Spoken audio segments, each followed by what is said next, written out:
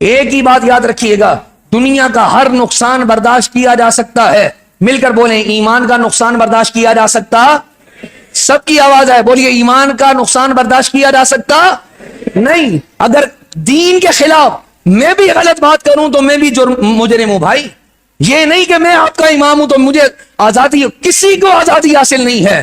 اگر دین میں کسی کو آزادی تھی وہ اللہ کے حبیب کو آزادی تھی بس۔ اگر اللہ کے حبیب کے بعد صحابہ بھی ڈرتے رہے، کیا ہوا تھا سیدنا صدیق اکبر کو جب یہ کہا گیا تھا کہ ہم زکات نہیں دیں گے تو آپ نے کہا، آپ کیا کہتے؟ کوئی بات نہیں، نہیں تو آپ نے تلوار اٹھا لی، آپ نے کہا حضور کے دور میں دین مکمل ہو چکا۔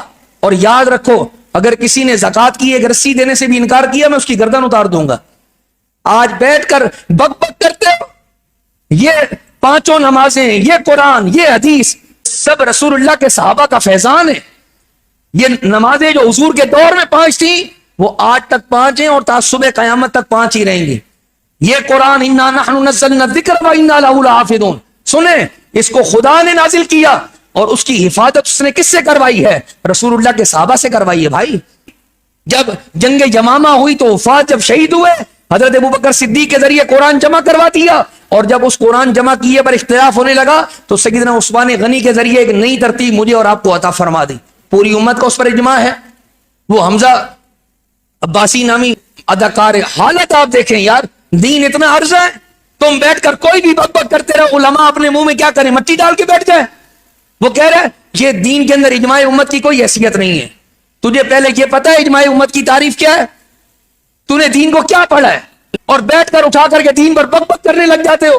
اور ہمارے کیمرہ کے لوگ اور سب سے بڑے ہمارے یہ چینل مالکان انتہائی بے غیرت قسم کے ان لوگوں کو لا کر ٹی وی پر بٹھاتے ہیں جن کو دین کی الف بے کا بھی پتہ نہیں ہے، وہ بیٹھ کر مسئلے بیان کر رہے ہیں۔ انجینئر محمد علی مرزا آ کر شرعی مسائل بیان کر رہا ہے، اور خدا کے بندے شرعی مسائل بیان کرنا کسی مفتی کا کام ہے، تجھ جیسے بھگوڑے کا کام نہیں ہے۔ تو صرف بیٹھ کر حدیثوں میں غلط تعویل کر، تجھے کیا پتا حدیث سے کیا کیا بات نکلتی ہے اور کیوں نکلتی ہے۔ امام اعظم ابو حنیفہ نے کہاں سے کون سا مسئلہ استنباط کیا ہے، بیٹھ کر اٹھا کر بات ڈال دی۔ بولا حنفی حدیث کو نہیں مانتے ہیں۔ تم نے احناف کا مسئلہ آ کر پڑھا، تم نے احناف کی کتابیں اٹھا کر پڑھی، بیٹھ کر لگا جب دل کیا اٹھا کر کے بک بک کر دی۔ اور یہ ہمارے نوجوان بیٹھے ہوئے ہیں، علم سے آ رہی ہیں، شوق کچھ بھی نہیں ہے۔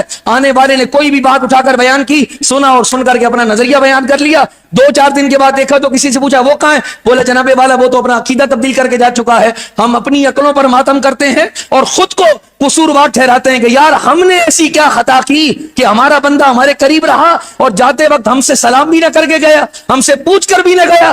تو حالت تو یہ ہے، قیامت کے دن میں کیا جواب دوں گا اور آپ کیا جواب دیں گے؟ آپ بیٹھے ہیں، بس کوئی بھی عام سا آدمی اٹھتا ہے اور اٹھ کر آپ کے ذہن میں کوئی بھی بات ڈالتا ہے، آپ اپنا عقیدہ نظریہ تبدیل کر دیتے ہیں۔ عام کے پیچھے نماز پڑھی، آپ کا کوئی انتقال ہوا اسی نے اس کے جنازے پڑھائے، آپ کا نکاح ہوا وہی پڑھانے کے لیے آیا۔ لیکن جب آپ کا نظریہ اور عقیدہ تبدیل کرنے کا وقت آیا تو پارک میں بیٹھے ہوئے کسی بندے نے آپ کا عقیدہ تبدیل کر دیا۔ کوئی خوف خدا کرو، کچھ سوچو، خدا کے لیے سوچو۔ میں جو اتنا کڑ رہا ہوں صرف آپ کے ایمان کے لیے کڑ رہا ہوں۔ خدا کے لیے اپنی قبر یاد رکھیں، قبر مرنے کے بعد اپنے پروردگار کو کیا منہ دکھائیں گے؟ آپ کے پروردگار کے حبیب کی یہ حدیث ہے، میری امت کا ایک ہی فرقہ جنت میں جائے گا۔ تو بتائیے پھر یہ سارے جو گھوم پھر رہے ہیں پھر ان کی حیثیت کیا ہے؟ آپ نے ان کو کیا سمجھ لیا ہے؟ ڈر جائیں، ڈر جائیں، خدا سے ڈر جائیں۔ ابھی آسان ہے، بعد میں دشوار ہو جائے گا۔